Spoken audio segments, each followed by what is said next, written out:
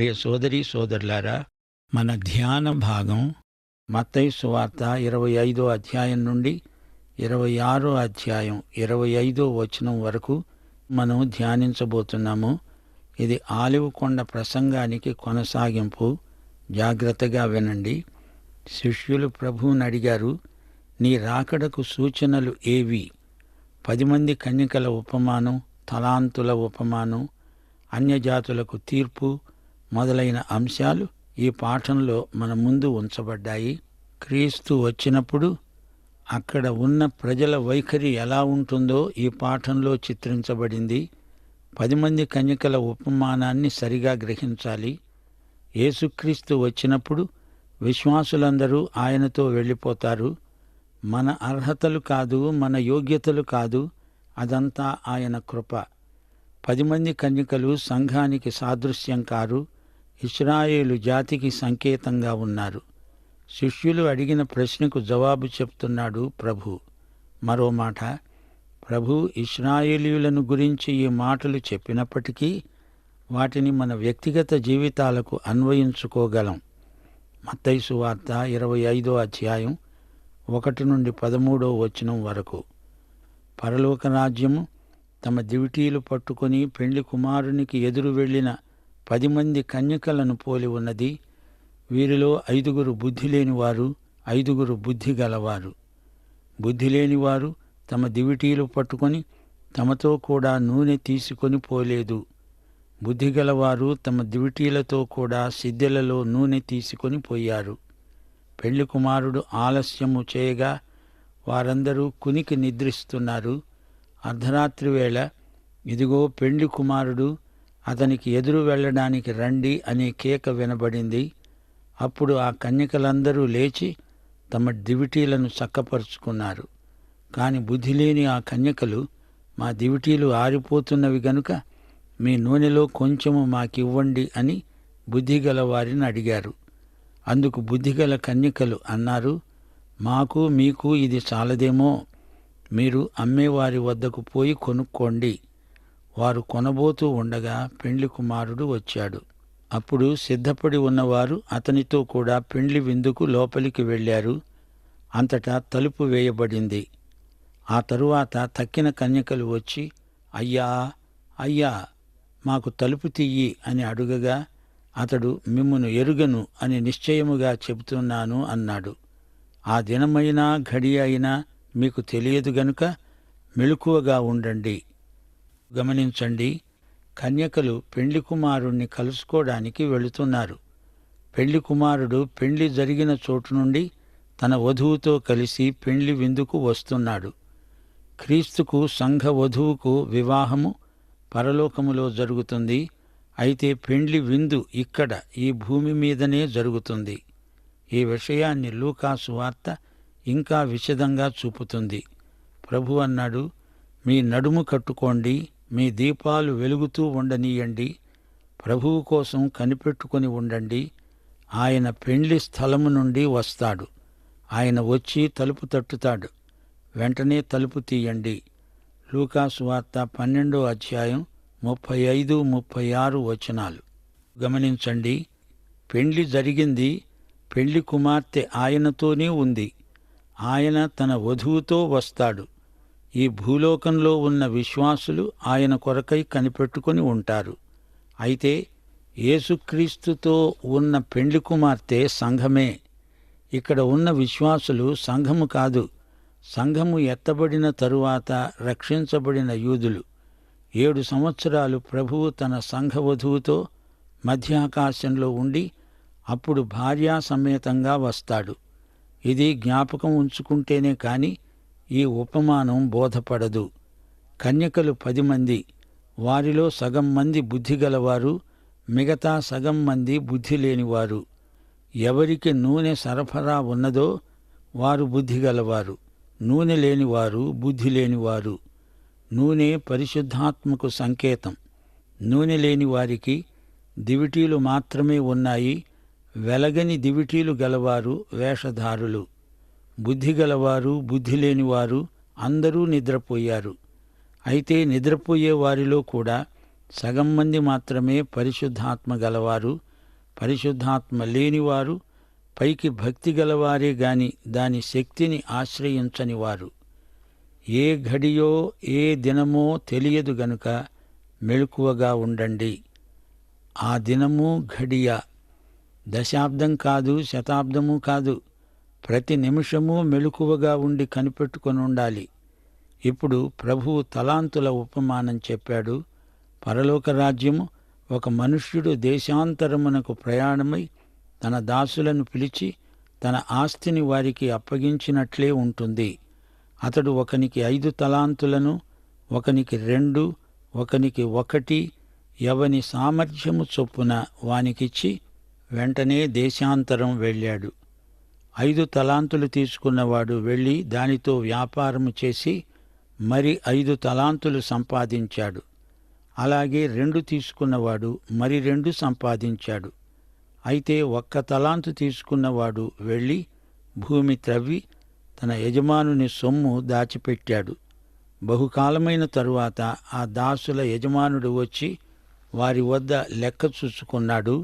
అప్పుడు 5 తలాంతులు తీసుకున్నవాడు మరి 5 తలాంతులు తెచ్చి చెప్పాడు, అయ్యా, నీవు నాకు 5 తలాంతులు అప్పగించావే, అదిగాక మరి 5 తలాంతులు సంపాదించాను. అతని యజమానుడన్నాడు, భళా, నమ్మకమైన మంచి దాసుడా, నీవు ఈ కొంచెములో నమ్మకంగా ఉన్నావు, నిన్ను అనేకమైన వాటి మీద నియమిస్తాను, నీ యజమాని సంతోషములో పాలు పొందు. అలాగే 2 తలాంతులు తీసుకున్నవాడు వచ్చి అన్నాడు, అయ్యా, నీవు నాకు 2 తలాంతులు అప్పగించావే, అవిగాక మరి 2 తలాంతులు సంపాదించాను. అతని యజమానుడన్నాడు, భళా, నమ్మకమైన మంచి దాసుడా, నీవు ఈ కొంచెములో నమ్మకంగా ఉన్నావు, నిన్ను అనేకమైన వాటి మీద నియమిస్తాను, నీ యజమాని సంతోషములో పాలు పొందు.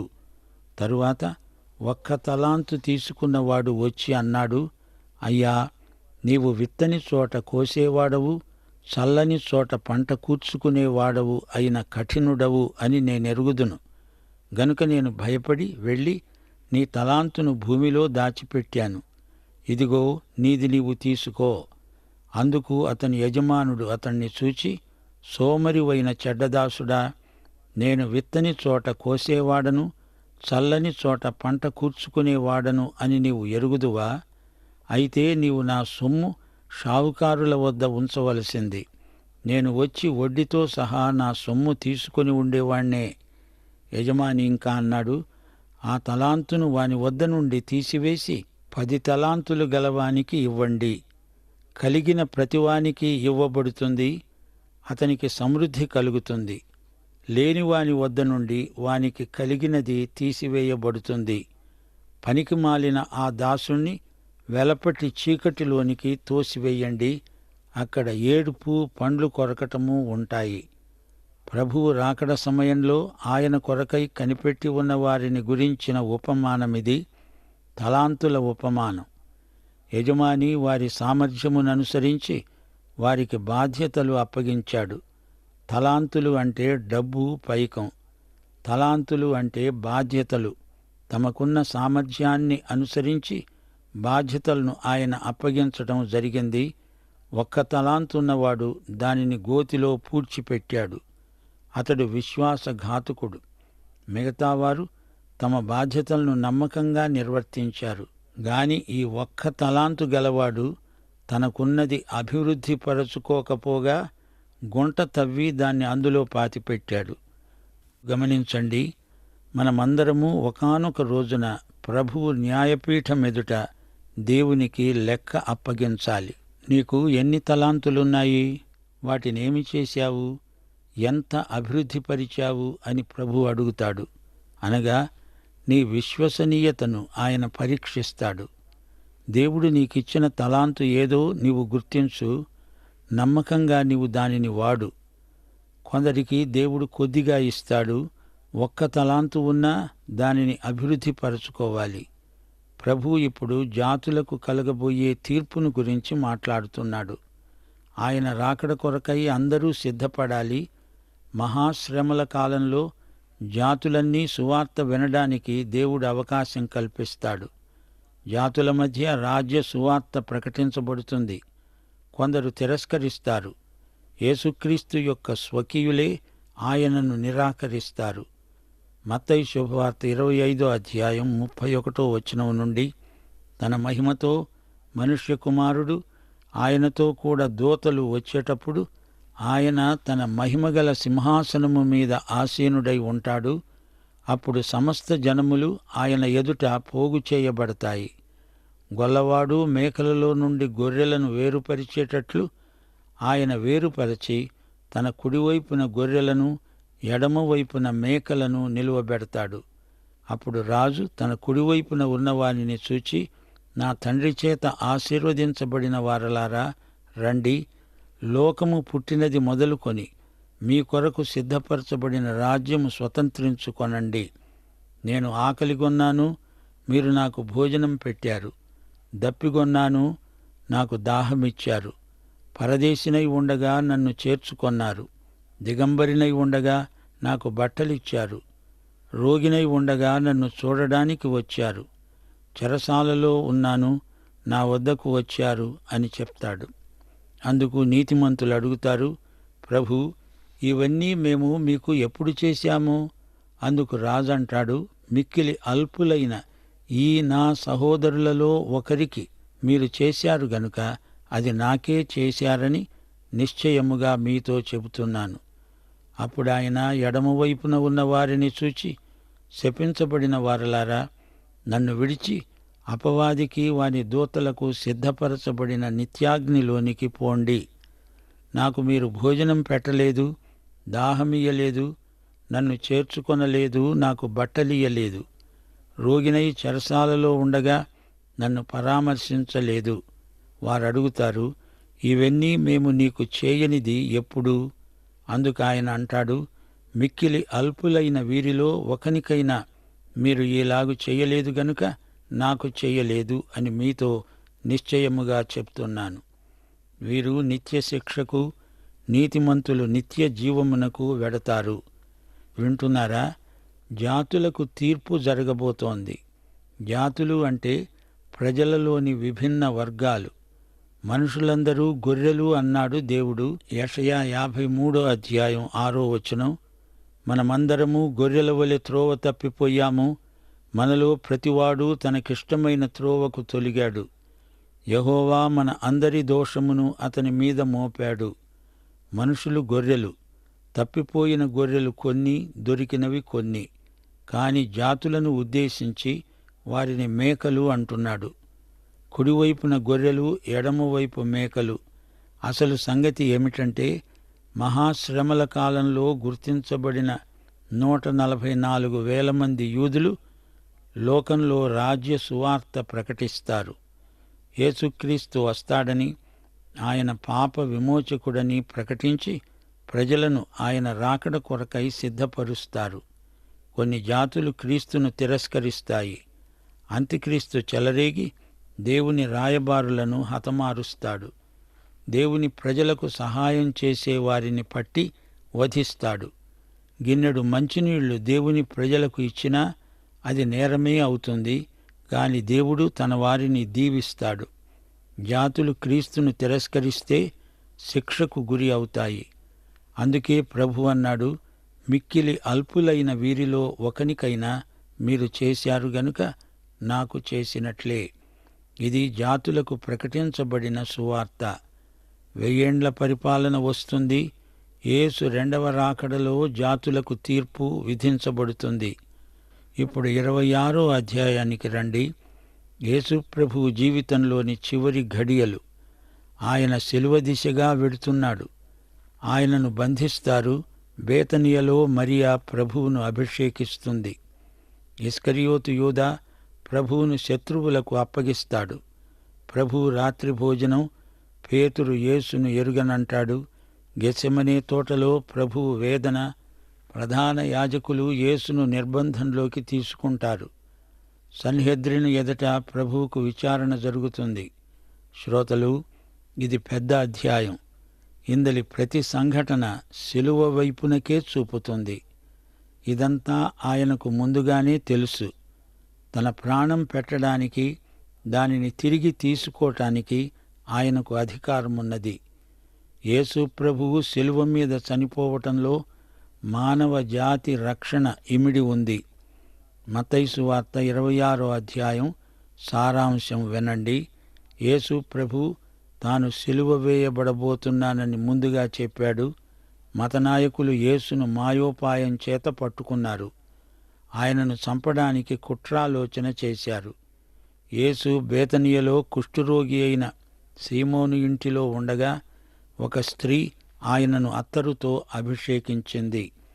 శిష్యులు సణిగారు, ఈ నష్టం ఎందుకు? ఈ డబ్బును బీదలకిస్తే బాగుండేది కదా. ప్రభు అన్నాడు, బీదలు ఎల్లప్పుడూ మీతో ఉంటారు, నేనుండను గదా. ఈమె నా విషయమై ఒక మంచి కార్యము చేసింది. నా భూస్థాపన నిమిత్తము దీనిని చేసింది. సర్వలోకమందు ఈ సువార్త ఎక్కడ ప్రకటించబడుతుందో అక్కడ ఈమె చేసింది ఈమె జ్ఞాపకార్థముగా ప్రశంసించబడుతుంది. ఆ తరువాత ఇస్కరియోతు యూదా ప్రధాన యాజకులతో బేరమాడాడు. నేను ఆయనను మీకు అప్పగిస్తే నాకేమిస్తారు అని వారిని అడిగాడు. వారు 30 వెండి నాణేలు తూచి అతనికిచ్చారు. యేసు పస్కాను భుజించడానికి శిష్యులు ఏర్పాటు చేశారు. ఆయన తన శిష్యులతో కూడా భోజనానికి కూర్చున్నాడు. ప్రభు అన్నాడు, మీలో ఒకడు నన్ను అప్పగిస్తాడు. అందుకు వారు బహు దుఃఖపడి, ప్రతివాడు ప్రభువా నేనా అని ఆయనను అడిగారు. ఆయన అన్నాడు, నాతో కూడా పాత్రలో చెయ్యి ముంచిన వాడే నన్ను అప్పగించేవాడు. ఆయనను అప్పగించిన యూదా, బోధకుడా నేనా అని అడుగగా ఆయన నీవన్నట్టే అన్నాడు. 25వ వచనం. మిగతా శిష్యులు ప్రభు అని ఆయన్ను సంబోధిస్తే యూదా బోధకుడా అంటున్నాడు. యూదా ముక్కపుచ్చుకొని బయటికి చీకట్లోకి వెళ్ళిపోయాడు. యేసును ఎరగను అని చెప్పడానికి పరిస్థితుల ఒత్తిడి కారణమవుతుంది. అటిది ఎవరికీ కలుగకుండునుగాక. కుష్ఠురోగి సీమోను ఇంటిలో, బేతనియలో వెలుగు, యెరూషలేములో చీకటి. ప్రభువు రాత్రిపూట యెరూషలేములో ఉండకుండా బేతనియకు అందుకే వెళ్ళాడు. బేతనియలో యేసు తమకు కావాలనే వారున్నారు. యెరూషలేములో ఆయనను సిలువ వేసేవారున్నారు. యేసు శిష్యులున్నారు గాని మరియ మాత్రమే యేసు మరణము యొక్క విశిష్టత గ్రహించింది. శిష్యులది గుర్తించలేకపోయారు.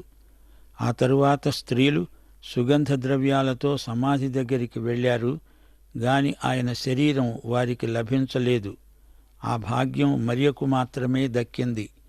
మరియ చేసింది చూచి ఇది నష్టం అన్నారు శిష్యులు.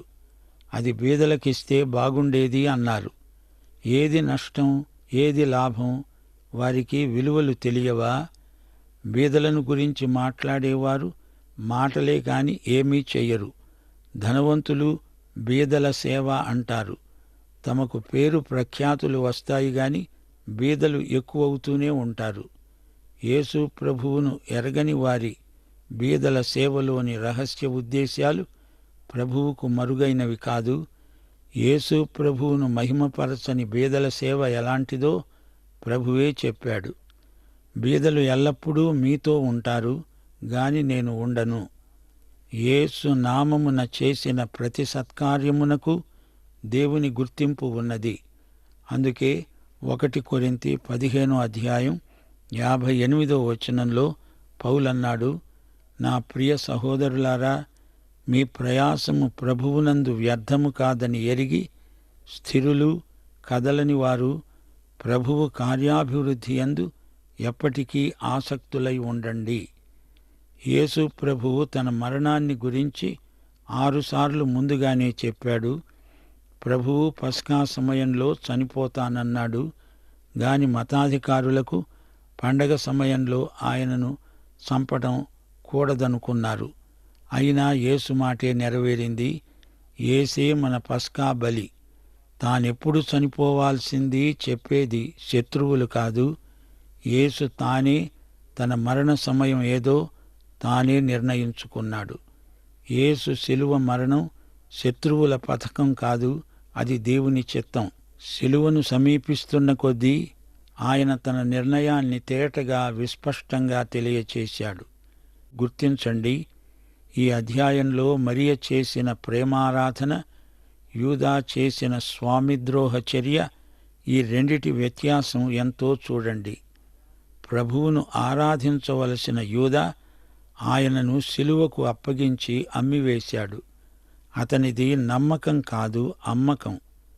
పస్కా పండుగ నెరవేర్పే ప్రభురాత్రి భోజనం. ప్రభువుతో భోజనము చేసినవాడే ఆయనకు విరోధముగా తన మడిమ నెత్తాడు.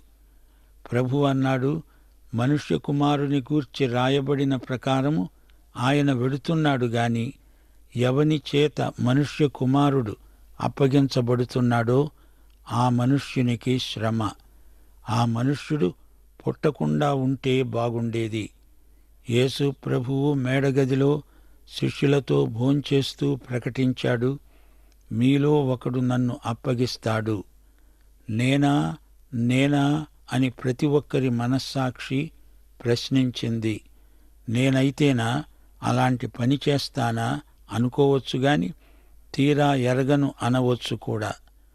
ఆయన హస్తం మన మీద ఉండబట్టి గాని, లేకపోతే ఆయనను అప్పగించే ప్రమాదంలో ఎవరైనా త్రుటిలో పడిపోవచ్చు. అందుకే మా ప్రియ శ్రోతలకు మనవి, ప్రభువుకు సన్నిహితంగా ఉండండి. దేవుని ఆత్మతో నింపబడి ఉన్నవారే అంతము వరకు ఆయనను అంటిపెట్టుకొని ఉండగలుగుతారు. పాఠం ఇంతటితో సమాప్తం. మన ప్రభువైన యేసుక్రీస్తు వారి కృప, తండ్రి అయిన దేవుని ప్రేమ, పరిశుద్ధాత్మ అన్యోన్య సహవాసము మనకు సదాకాలము తోడై ఉండునుగాక. ఆమేన్.